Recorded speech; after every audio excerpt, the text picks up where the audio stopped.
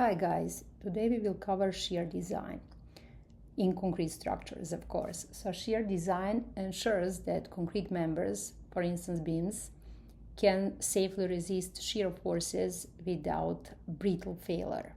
So in flexural failures, we have usually ductile and warning signs. Shear failures are abrupt and dangerous, which make concrete shear design critical. So we have a shear force which tend to slide one part of a concrete section over another. In beams, it is usually highest near supports.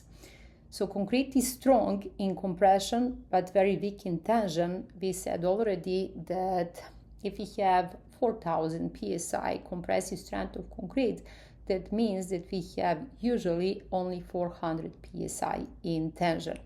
So since shear stresses create diagonal tension cracks, reinforcement is needed to carry shear loads.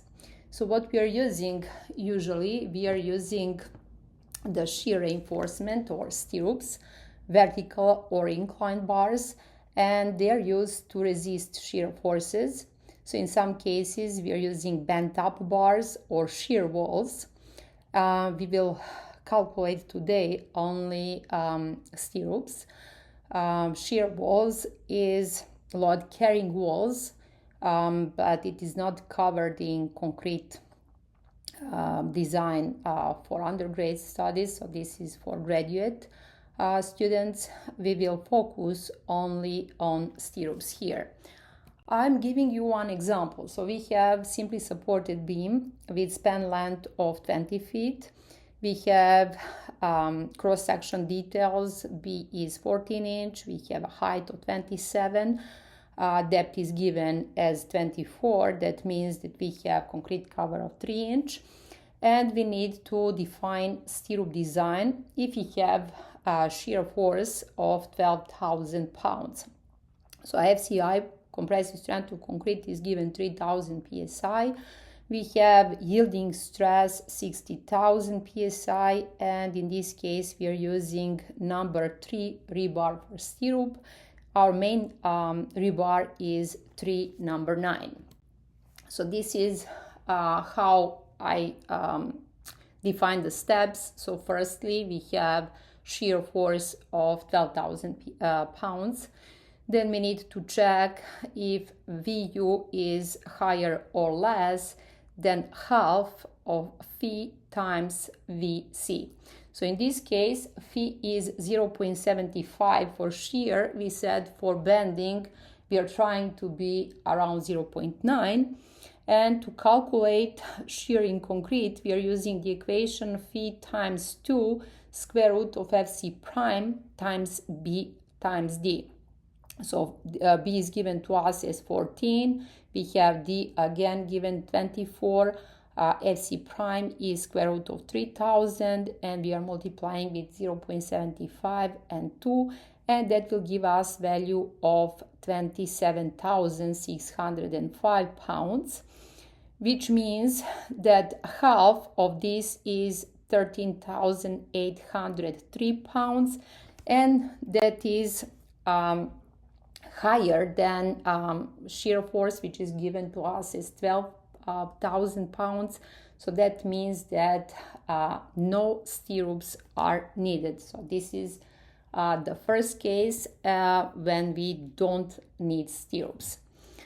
Example number 2. So we have to design stirrups for simply supported beam if we have a span length of 16 feet. So we have some distributed load of 20 kibs per feet. Cross section is 50 by 28. Your depth is 25 inch. Concrete cover is 3. Main rebar for number 9. Compressive strength is 4000 psi. Yielding stress is 60,000 psi. And cover is 3 inch.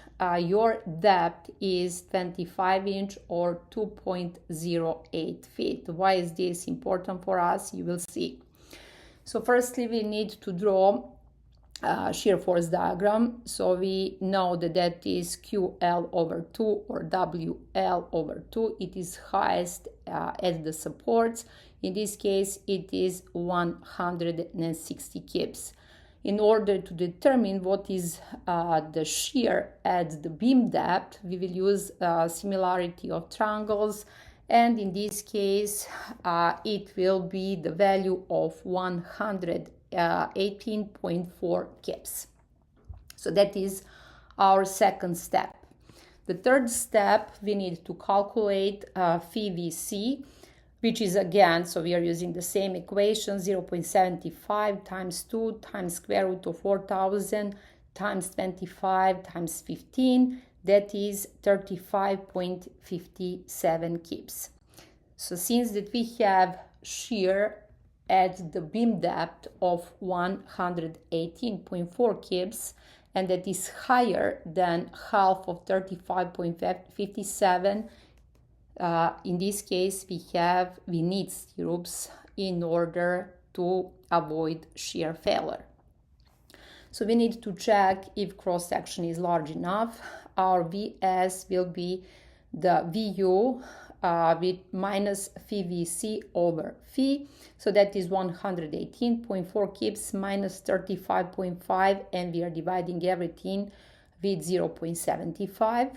That is 110.35 kips. That has to be less than 8 times FC prime, square root of FC prime, times B times D, which is 189.73 kips. And in this case, our cross section is large enough. So we need to find theoretical spacing. We have the area of rebars or of stirrups times yielding stress times D, and we are dividing by shear in steel. So if you're using number 3 rebar for steel, that will, since that we have 2 legs, that means closed stirrups, 2 times 0.11 is 0.22.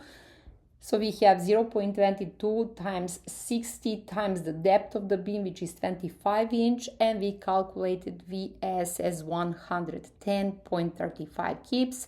So our value is 2.9 inch. So this is very small spacing. In order to avoid very small distances between the stirrups, we need to increase the rebar of the stirrup, and in this case we will use number 4. So for number 4, area for 2 legs will be 0.4, and our S will be 5.5 inch, which is a reasonable values for the spacing of the stirrups. If we have the 7th step, will be maximum spacing when we have AV minimum, and in this case we have the equation S max is equal AV times FU over 0.75 times square root of FC prime times B. So that is 0.4 times 60,000, and we are dividing by 0.75 square root of 4,000 times 15. That is 33.8 inch. And the next is AV times FU over 50 times B, which will give us 0.4 times 60,000 over 50 times 50 inch. That is 32 inch. So this is according to ACI code. Then we have step number 8, that is maximum spacing based on beam depth. So if we have VS to be 110.35 kips, that has to be higher than 4 times FC prime, square root of FC prime times B times D, which will give us 94.87 kips. So if we have the case like this, our S maximum will be minimum of depth of the beam over 4 and 12 inch, so that is 6.25, and 12 inch, the minimum of the 2 will be 6.25. So selection of spacing, we have minimum from the step number 6, 7, and 8, 5.5, 32, and 6.25 inch. Our spacing will be 5.5. So now we need to determine the number of stirrups.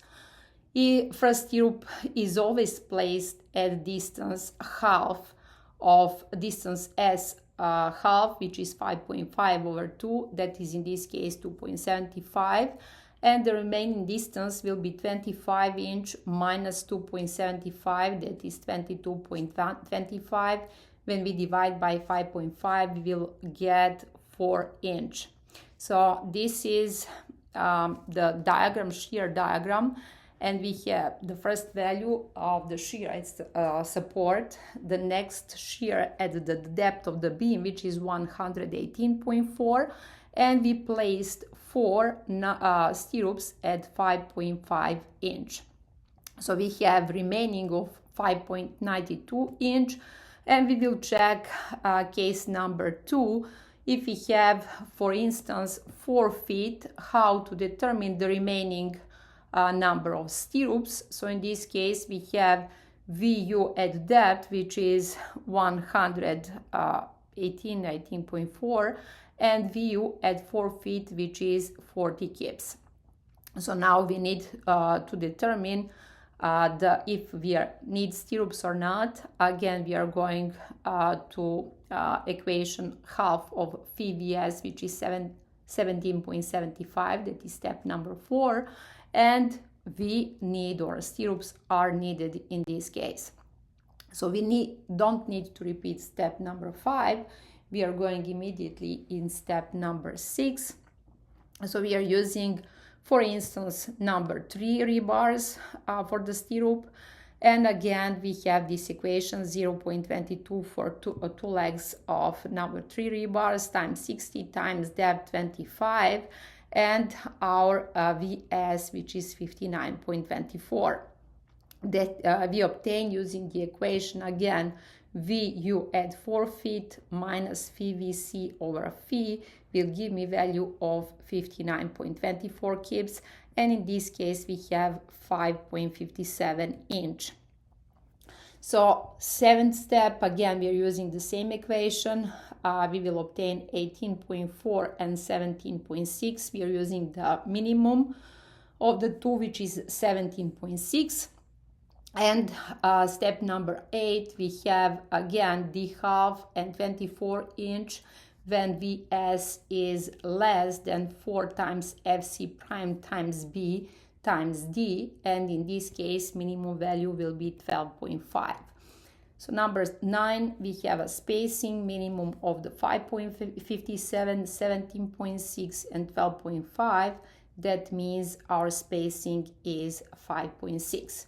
So number of stirrups will be 23.52 over 5.6. That will give me 4 stirrups number 3 at 5.6 inch. In case number 3, we have 5 feet. At 5 feet, we will have 60 kips, etc. So we are repeating the same procedure which we did in case number 2 and case number 1. In the case that we obtain negative values in some of the land, for instance, between 5 and 6 feet, that means that we don't need stirrups. You can place one number 3, for instance, in the case if you want to be on safety side. Otherwise, you don't need stirrups. So if we obtain negative value, that means that your cross section at that point will resist the shear force. So don't be confused. If you get some negative values, that means you don't go further into calculation. So at the end, I gave you some tables like distance from 0 to the depth of the beam that you have from 2.04 to 4 feet, then between 4 and 5 feet, and you have different values for shear forces. So you have the stirrups. First stirrup at 2.75, then you have for number 4, then we are going further for number 3 at 5.6, and between 4 and 5 feet you will have one number 3 at 10.15 inch, and at the end you need to show the distribution of the stirrups using the shear design. This is if you have, for instance, only uniformly distributed load. If you have, for instance, some shear forces, then you will do superposition of the two diagrams and you will obtain the final diagram using both. You need to add them. So in that case, you will have something similar than what we have in this example. And you will go again, you need to find the shear at the depth of the beam, and again, to go further, it will be up to you where you want to check the need for the stirrups. I hope that these steps will give you better idea what you have to do in order to develop the stirrup design. You need to check minimum and maximum spacing requirements per code. And regarding to failure modes, you have diagonal tension failure. That means we don't have stirrups. That is a brittle failure. Then you have shear compression failure. Then you have shear flexure interaction, and all of this we want to avoid. Thank you for your attention.